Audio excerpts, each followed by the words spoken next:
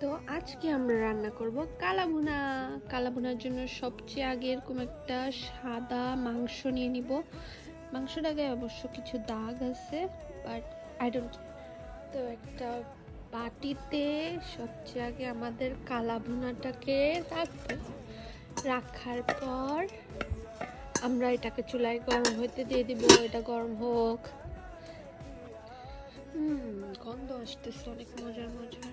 ও, আমাদের কালাভুনাটা almost ready. আর মাত্র 10 minute হইলে আমাদের কালাভুনা একদম সিদ্ধ হয়ে যাবে। তো ফাইনালি আমাদের কালাভুনা রেডি। ওয়াও, কি সুন্দর কালাভুনা! ওয়াও, এটা তো অনেক সুন্দর কালাভুনা। এখন এটাকে মজা মজা করে খাবো।